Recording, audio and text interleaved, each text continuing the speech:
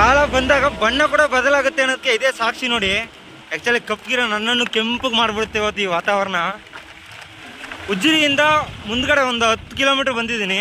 Actually Belthangady ನಾನು ಒಂದು ಪ್ಲೇಸಲ್ಲಿ ಇದ್ದೀನಿ. ಇವತ್ತು ಸಂಚಾರ ಶುರು ಮಾಡಿದ್ದೆ ಲೇಟು.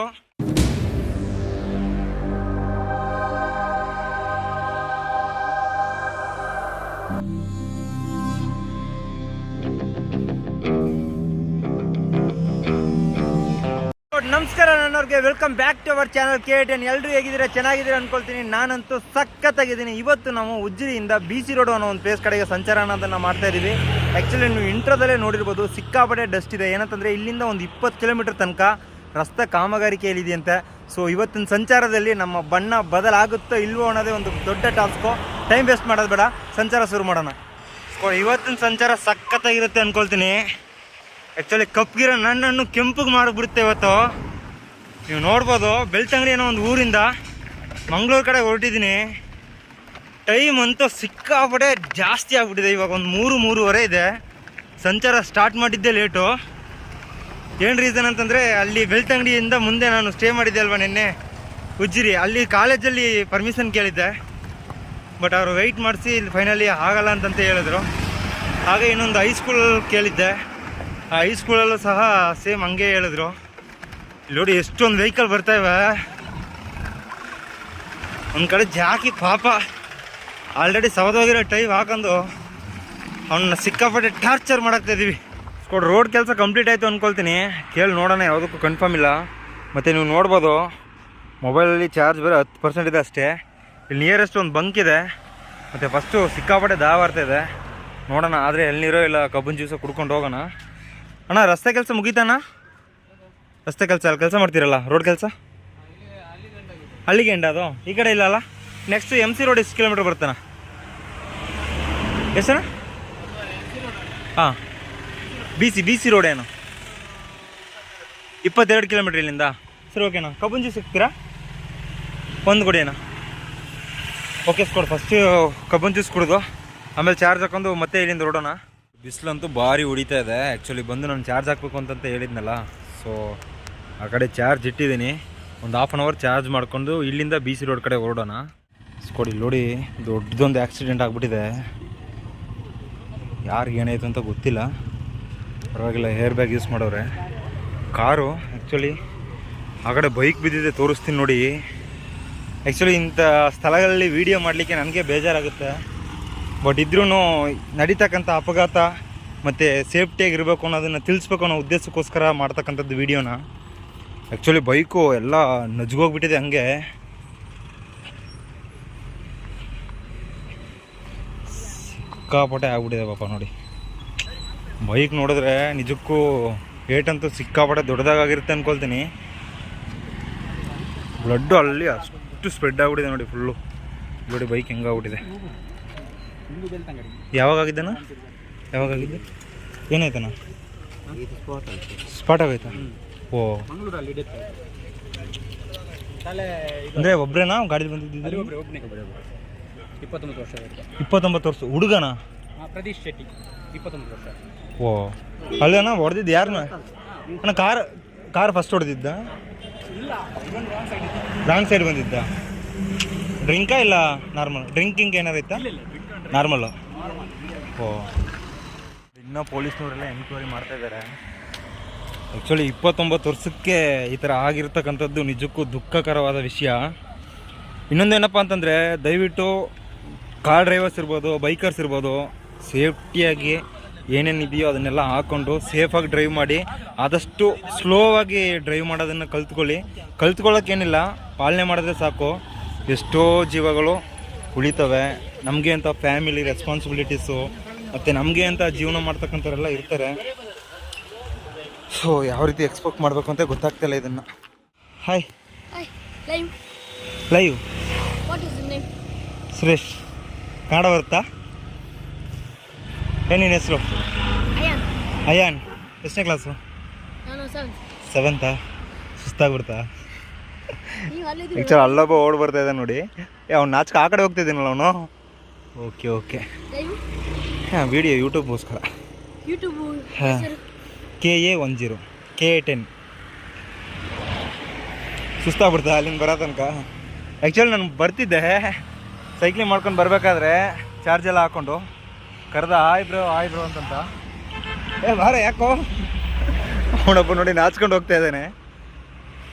ಜೋಪಾನ, ಜಾಸ್ತಿ ಗಾಡಿ ಓಡಾಡ್ತಾ ಇದೀವಲ್ಲ. ಜೋಪಾನವಾಗಿ ತಿರುಗಾಡಿ. ನಮ್ಮದು ಚಾಮರಾಜನಗರ ಪಕ್ಕ. ಅವನೆಂತ ಫ್ರೆಂಡಾ?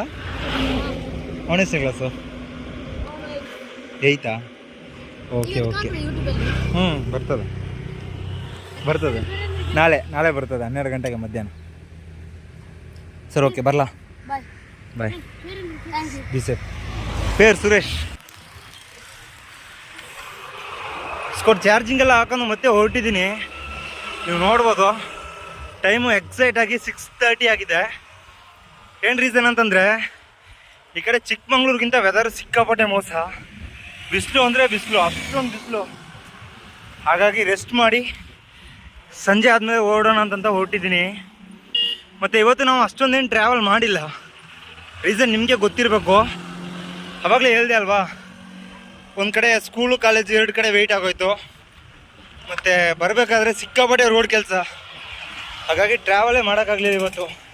ಆ ಡಸ್ಟಲ್ಲಿ ಟ್ರಾವೆಲ್ ಮಾಡಬೇಕಾದ್ರೆ ವೀಡಿಯೋ ಮಾಡೋಣ ಅಂದ್ಕೊಂಡೆ. ಬಟ್ ಹೆಂಗೆ ಹೇಳೋದು, ಜಲ್ಲಿಕಲ್ಲು ಎಲ್ಲ ಅಗದಾಗ್ಬಿಟ್ಟಿದ್ರಲ್ಲ. ಸೊ ನಮ್ಮ ಜಾಕಿ ಇರೋ ಕಂಡೀಷನ್ಗೆ ವೀಡಿಯೋ ಮಾಡ್ಕೊಂಡು ಹೋದರೆ ಏನಾದರೂ ಅಪಘಾತ ಆಗುತ್ತೋ ಅನ್ನೋ ಒಂದು ಭಯದಿಂದ ವೀಡಿಯೋ ಅನ್ನೋದನ್ನು ಮಾಡಲಿಲ್ಲ. ಎಲ್ಲ ನೋಡಿ ಕೆಲಸಗಳನ್ನ ಮುಗಿಸ್ಕೊಂಡು ಮತ್ತೆ ಮನೆಗೆ ಹೋಗ್ಲಿಕ್ಕೆ ನಿಂತವ್ರೆ. ಮತ್ತು ಇನ್ನೊಂದು ವಿಷಯ ನಾನು ನಿಮಗೆ ತಿಳಿಸ್ಬೇಕಿತ್ತು. ಆ್ಯಕ್ಚುಲಿ ನಿನ್ನೆ ನಾನು ಲಾಡ್ಜಲ್ಲಿ ಸ್ಟೇ ಮಾಡಿದ್ದೆ ಅಲ್ವಾ, ಸಿಕ್ಕಾಪಟ್ಟೆ ಮೋಸ. ಅವರು 250 ರೂಪಾಯಿ ರೂಮ್ನ 400 ರೂಪಾಯಿ ಅಂತಂತ ಹೇಳ್ಕೊಟ್ರು.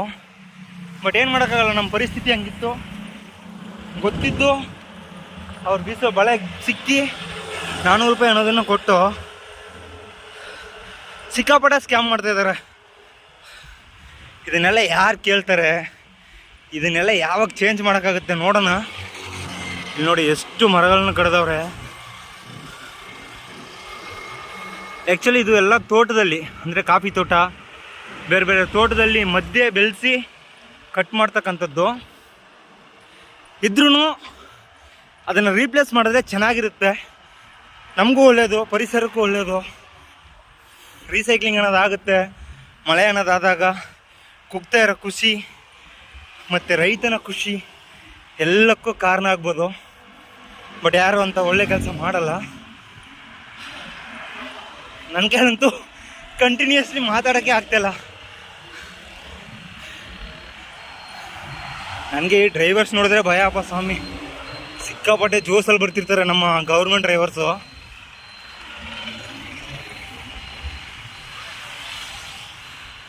6:30 ಆದಮೇಲೆ ಚಿಲ್ ಅಂತ ಇದೆ. ಅದಕ್ಕೂ ಮುಂಚೆ ಒಳ್ಳೆ ಹೆಮ್ಮಾರಿ ಹೊಡೆಯೋ ಥರ ಹೊಡಿತಿತ್ತು ಬಿಸಿಲು. ಮತ್ತು ಮಂಗಳೂರಲ್ಲಿ ಏನು ಪ್ಲೇಸಸ್ ಚೆನ್ನಾಗಿದೆ, ಮಂಗಳೂರು ಕಡೆ ಯಾರಾದರೂ ಸುತ್ತಾಡಿರೋರು ಇದ್ದರೆ ಕಮೆಂಟಲ್ಲಿ ಮಾಡಿ. ಆದರೆ ಆ ಕಡೆ ಪ್ಲೇಸಸ್ಗೆ ಹೋಗಿ ನೋಡೋಣ. ಬದುಕು ಒಂದು ಸುಂದರ ಕಾಡು, ಕಾಡಲ್ಲಿ ಈ ಫಾರೆಸ್ಟ್ ಸ್ಟೇಷನ್ನು ಪ್ಲಾಂಟೇಶನ್ ಅಂದ್ಕೊಂಡು ಬರೀ ಏನೇ ಆಡಿದ್ರು ಕಾಡು ಅಂತಲೇ ಬರ್ತಾ ಇದೆ. ಆ್ಯಕ್ಚುಲಿ ಈ ಕಡೆ ಟ್ರಾವೆಲ್ ಮಾಡಬೇಕಾದ್ರೆ ಅದೊಂಥರ ಡ್ರಗ್ಗು. ಬಟ್ ನನಗೆ ಒಬ್ಬರು ಬ್ರದರ್ ಸಿಕ್ಕಿದ್ರು ಬರಬೇಕಾದ್ರೆ. ಅವ್ರು ಹೇಳಿದ್ದು, ಬ್ರದರ್ ಮಾರ್ನಿಂಗ್ 11 o'clock ಸಂಜೆ 6 PM ತನಕ ಸಿಕ್ಕಾಪಟ್ಟೆ ಬಿಸಿಲಿರುತ್ತೆ. ನೀವೇನಾದರೂ ಬಿಸಿಲಲ್ಲಿ ಸಂಚಾರ ಮಾಡಿದ್ರೆ ಖಂಡಿತ ಮಂಗಳೂರು ಅನ್ನೋದನ್ನ ಅವಾಯ್ಡ್ ಮಾಡಿಬಿಡ್ತೀರಾ ಅಂತಂತ ಹೇಳಿದ್ರು. ಬಟ್ ಅವರು ಏನೋ ಸುಮ್ಮನೆ ಅಂತಾರೆ ಅಂದ್ಕೊಂಡಿದ್ದೆ ನಾನು. ಬಟ್ ಇವಾಗ ನಿಜಕ್ಕೂ ಅದೇ ಅನುಭವ ಆಗೋಯ್ತು. ಅದೇ ಚಿಕ್ಕಮಂಗ್ಳೂರಲ್ಲಿ ಆಸಮಾಗಿತ್ತು ವೆದರು. ಬಿಟ್ಟಾಗಿ ಎತ್ತದೇ ಇಲ್ಲ ಇವತ್ತು ನಾನು ವೀಡಿಯೋನ. ಡೈರೆಕ್ಟ್ ಶೂಟ್ ಮಾಡ್ತಾಯಿದ್ದೀನಿ. ನಮ್ಮ ಕೈಲಿ ಎಷ್ಟು ಟ್ರಾವೆಲ್ ಮಾಡೋಕ್ಕಾಗುತ್ತೋ ಅಷ್ಟು ನಿಮಿಷನ ಹಂಗೆ ಕಟ್ ಮಾಡಿದೆ ಕಂಟಿನ್ಯೂಸ್ಲಿ ಹಾಕ್ತೀನಿ. ನೋಡೋಣ, ಇದೊಂದು ಹೊಸ ಪ್ರಯತ್ನ. ಆ್ಯಕ್ಚುಲಿ ಎಲ್ಲ ಕಟ್ ಮಾಡಿ ವೀಡಿಯೋ ಹಾಕಿ ನಿಮಗೂ ಬೇಜಾರಾಗಿರುತ್ತೆ ಅನ್ಕೊಳ್ತೀನಿ. ಹಾಗಾಗಿ ಹಂಗೆ ಮಾಡ್ತಾಯಿದ್ದೀನಿ.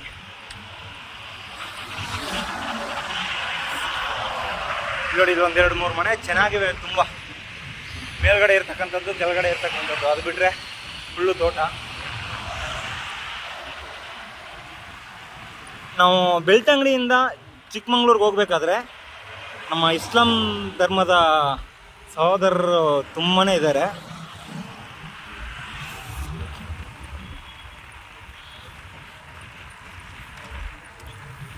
ಅಯ್ಯೋ ಬರೀ ಇಲ್ಜಾರು. ಕೆಳಗಿನ ವಗ್ಗ ಅಂತ ಒಂದು ಪ್ಲೇಸ್ ಇದು. ಯಾವುದೋ ಪಾಲ ಇದೆ ಅಲ್ಲಿ, ನದಿನ ಅಲ್ಲನ ಒಂದು ಗೊತ್ತಾಗ್ತಾ ಇಲ್ಲ. ನೋಡೋಣ ಮುಂದ್ಗಡೆ ಹೋಗಿ. ಈ ಕಡೆ ನೋಡಿ ಎಲ್ಲ ಕೊರೆದಾಕ್ಬಿಟ್ಟವ್ರೆ ಬೆಟ್ಟಗಳನ್ನೆಲ್ಲ.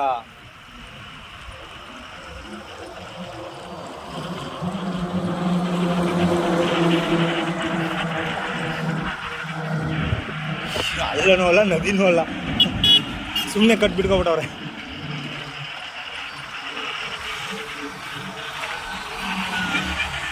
ಮತ್ತು ನಮಗೆ ಶಿವಮೊಗ್ಗ ಕಡೆ ಇರ್ತಕ್ಕಂಥ ಅಡಿಕೆಗೂ ಇಲ್ಲಿ ಬೆಳೀತಕ್ಕಂಥ ಅಡಿಕೆಗೂ ಸಿಕ್ಕಾಪಟ್ಟೆ ಡಿಫ್ರೆನ್ಸ್ ಇದೆ ಅಂತ ಹೇಳಿದ್ರು.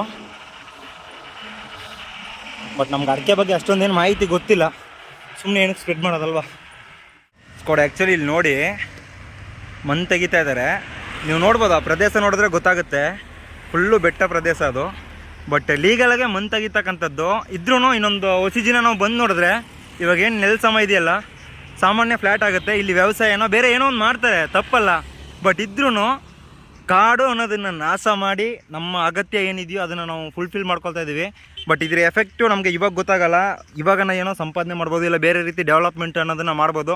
ಖಂಡಿತ ಈ ರೀತಿ ಏನು ಪ್ರದೇಶಗಳಿರ್ತಾವೋ ಇದನ್ನು ನಾವು ನಾಶ ಮಾಡಿದಾಗ ನೆಕ್ಸ್ಟ್ ಜನ್ರೇಷನ್ಗೆ ನಾವು ಎಷ್ಟೇ ದುಡ್ಡು ಕೂಡಿಟ್ರು ಖಂಡಿತ ಅದು ಅವ್ರಿಗೆ ಯೂಸ್ ಬರೋಲ್ಲ. ಈ ಥರ ಒಂದು ಬೆಟ್ಟ ಗುಡ್ಡನೋ ಇಲ್ಲ ಅರಣ್ಯನೋ ಬಂದು ನ್ಯಾಚುರಲ್ ಬಿಟ್ಟರೆ ನಾವೇನು ಸೃಷ್ಟಿ ಮಾಡೋಕ್ಕಾಗಲ್ಲ. ಅದನ್ನೆಲ್ಲ ನಾವು ಏನು ಪಬ್ಲಿಕ್ಸ್ ಕೇಳೋಕ್ಕಾಗಲ್ಲ. ಅವ್ರವ್ರದ್ದೇ ಕಮಿಟ್ಮೆಂಟು ಮತ್ತು ರಾಜಕಾರಣಿಗಳ ಮುಂದೆ ನಾವೇನು ಮಾಡೋಕ್ಕಾಗಲ್ಲ ಅಂತ ಅಲ್ಲ, ಅದೇ ಸತ್ಯ.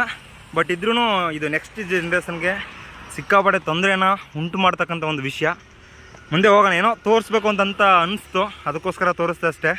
ಮುಂದೆ ಹೋಗೋಣ. ಬಂಟ್ವಾಳ ಅಂತ ಒಂದು ಪ್ಲೇಸಿಗೆ ಬಂದು ರೀಚ್ ಆಗಿದ್ದೀನಿ. ಆ್ಯಕ್ಚುಲಿ ಇದ್ರ ಹಿಂದ್ಗಡೆನೇ ಒಂದು 2 ಕಿಲೋಮೀಟ್ರಲ್ಲಿ ಸ್ಟೇ ಹುಡ್ಕೊಳ್ಳೋಣ ಅಂತ ಹೋಗಿದ್ದೆ. ಬಂಕು ಮತ್ತು ಸ್ಕೂಲ್ ಕಡೆ ಆಲ್ಮೋಸ್ಟ್ ಗೇಟ್ ಲಾಕ್ ಮಾಡಿಬಿಟ್ಟವ್ರೆ. ಮತ್ತು ಬಂಕು ಸಿಕ್ಕಾಪಟ್ಟೆ ಡಸ್ಟ್ ಇದೆ, ಮತ್ತು ಜಾಗನೂ ಕಿರಿದಿದೆ. ಸೊ ಸ್ವಲ್ಪ ಸೇಫ್ಟಿ ಇಲ್ಲ ಅಂತ ಅನ್ನಿಸ್ತು. ಹಾಗಾಗಿ ಹಂಗೆ ಸ್ಟೇ ಹುಡ್ಕೊಂಡು ಸುತ್ತಾಡ್ತಾ ಇದ್ದೀನಿ. ಅದಷ್ಟೇ ಅಲ್ಲ, ಇನ್ನೊಂದು ವಿಷಯ, IB ಕಡೆ ಕೂಡ ಹೋಗಿದ್ದೆ. ಬಟ್ IBಯಲ್ಲಿ ಯಾರೂ ಇಲ್ಲ.